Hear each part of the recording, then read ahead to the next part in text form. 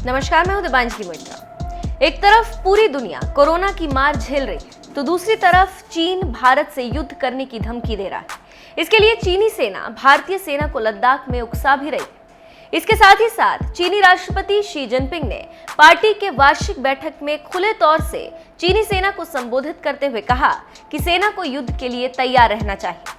इसके साथ ही साथ बीजिंग की इस हरकत पर दिल्ली में हलचल तेज है और चीन को सबक सिखाने के लिए दिल्ली में प्रधानमंत्री आवास पर तीनों सेनाओं के प्रमुखों के साथ बैठक हुई। बैठक में प्रधानमंत्री मोदी ने तीनों सेनाओं से मौजूदा हालात पर विकल्प सुझाने के लिए कहा है। इसके साथ ही साथ तीनों सेनाओं की तरफ से लद्दाख में चीन के साथ बने हालात पर प्रधानमंत्री मोदी को विस्तृत रिपोर्ट भी सौंपी गई। तीनों सेनाओं ने मौजूदा हालातों के मद्देनजर आसपास मौजूद डिफेंस असेट्स और तनाव बढ़ने की हालात में रणनीतिक और सामरिक विकल्पों को लेकर सुझाव दिए।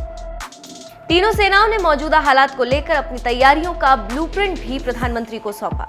पीएम ने राष्ट्रीय सुरक्षा सलाहकार अजीत डोभाल और सीडीएस जनरल बिपिन रावत से हालात की जानकारी ली। जनरल बिपिन रावत ने तीनों सेनाओं की तरफ से मौजूदा स्थिति और उससे निपटने के इनपुट दिए, साथ ही सेनाओं की तैयारियों का खाका भी पेश किया।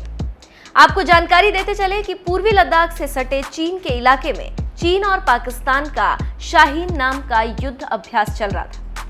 उसके बाद से चीन दौलत बेग ओल्डी, गलवान नाला और पेंगयोंग लेक पर अपने 5000 से ज्यादा सिपाही टेंटों के साथ तैनात कर दिए। भारत ने भी चीन के सैनिकों के सामने बराबर की तादाद में टेंट गाड़कर अपने सैनिक तैनात कर दिए। इससे पहले 6 और 7 मई को चीन और भारत के सैनिकों की सीमा की निगरानी के दौरान पेंगयोंग लेक इलाके में झड़प भी हुई थी। इसके बाद से पूर्वी लद्दाख की सीमा पर लगातार तनाव बना हुआ है।